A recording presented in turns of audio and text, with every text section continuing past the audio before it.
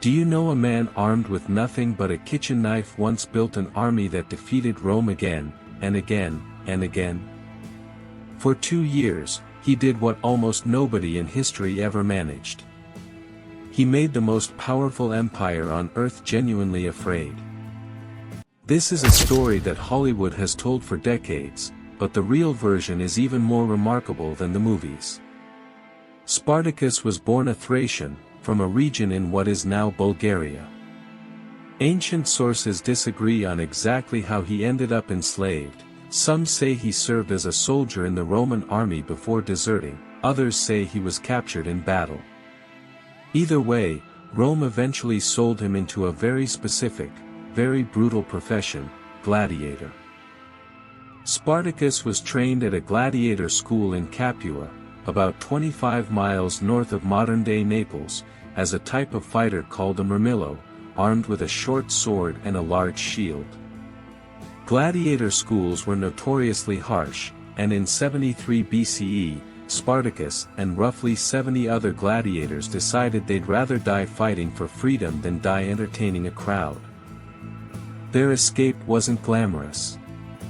With no proper weapons available, they raided the kitchen, grabbing knives and cooking spits, and used them to overpower and kill their guards.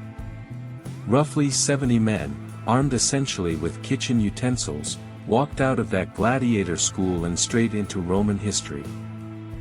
The escaped gladiators fled south and took refuge on top of Mount Vesuvius, the same volcano that would erupt over a century later. At first, Rome barely took the situation seriously, treating it as a minor local disturbance. The Senate sent a force of about 3,000 untested soldiers to surround the mountain and simply starve the rebels into surrender, blocking the only known trail leading to the summit. Spartacus had other plans. His men wove ropes out of wild grapevines growing on the mountainside and used them to rappel straight down an unguarded cliff face the Romans hadn't bothered to defend.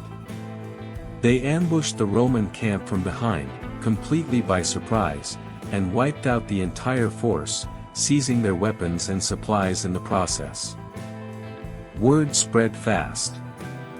Enslaved people and desperate rural peasants from across the region began flooding to join Spartacus, and what started as roughly 70 escaped gladiators grew rapidly into a genuine army, eventually swelling to numbers historians estimate between 40,000 and 100,000 fighters. For the first time in generations, Rome was facing an internal threat it hadn't fully prepared for.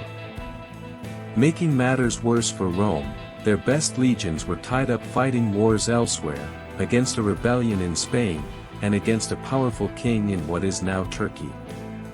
That left the fight against Spartacus largely to inexperienced garrison troops and aging retired veterans, soldiers simply not equipped to handle a rebel army this large, this organized, or this motivated.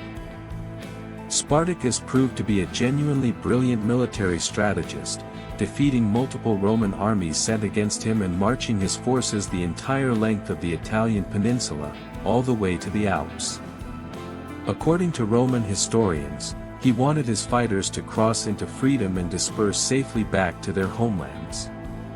Instead, remarkably, his own army chose to turn back south, wanting to continue fighting rather than simply escape.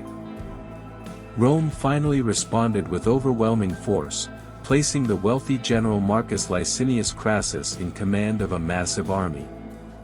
After a long, grinding campaign, Crassus finally cornered and defeated Spartacus's forces in 71 BCE.